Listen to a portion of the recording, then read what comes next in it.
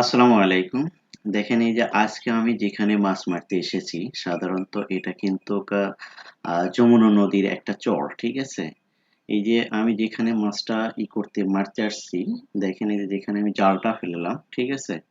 এই জায়গাটা কিন্তু মানে একদম একবারে যমুনা নদীর একটা চর, গহীন একটা চর। এই চরের ভিতরে আবার কিছু জায়গা আছে যে যেখানে মনে করেন যে চতুর্দিকে মানে উঁচু হয়ে গেছে কিন্তু কত জায়গায় সেখানে দেখা যায় যে মানে কি বলে যে বিলের মতন হয়েছে, ঠিক আছে?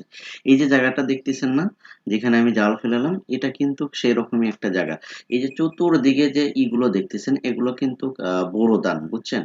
এখানে বোরো ধান, এই আশেপাশে কিন্তু আবার অনেকের বাড়িও করেছে এবং যারা বিশেষ করে তাদেরই এখানে বাড়ি আছে, যারা মনে করেন যে করেছে, জমি জমা আবাদ করে, তারা একটা সিজনারি এখানে এসে এই জমি জমাগুলো আবাদ করতে আসে, ঠিক আছে?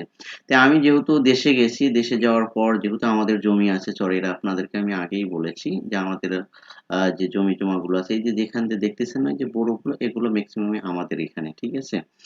এখান দিয়ে অনেকগুলো বোরো বোনা হয়েছে এবং এই যে বিলটা, এই বিলে কিন্তু প্রচুর পরিমাণ মাছ ছিল, ঠিক আছে?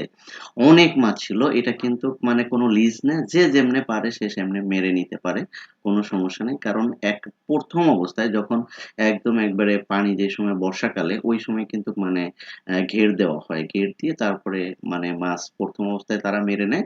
তারপরে আর এটা থেকে আর কেউ আর মারলে আর কোনো সমস্যা নেই, ঠিক আছে?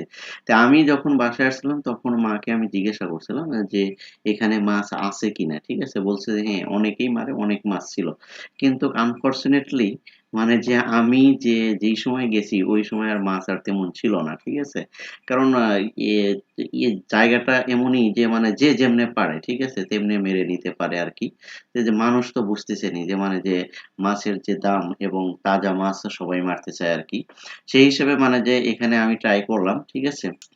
তেমন কোনো মাছ নেই। এই যে এখান থেকে যে দিলাম, এখান থেকে ওই ৪-৫ টা মাছ উঠছে আরকি এগুলো, ঠিক আছে? তবে ওই আগের মতন আর মাছগুলো নেই। মাছগুলো শেষ হয়ে গেছে। পানি অনেক কমে গেছে, ঠিক আছে? আগে পানি ছিল অনেক বেশি, এখন তো দেখতেছেনই একদম একবারে তলানিতে পানি চলে গেছে। তারপরেও মনে করেন যে ৪-৫ ফিট পানি থাকতে পারে। এরকম আছে আরকি। তো ওভারঅল সবকিছু মিলাই ভালোই লাগছিল। কিন্তু সমস্যা হলো যেই আশা করে মানে যে নদীতে এসেছিলাম চরে, কিন্তু সেই আশা তেমনটা পূর্ণ হলো না। কারণ ততটা মাছ আমরা পাই নাই। ঠিক আছে? তো নেক্সট ভিডিওতে আবার দেখা হবে। ইনশাআল্লাহ ভালো থাকুন, সুস্থ থাকুন। আল্লাহ হাফেজ।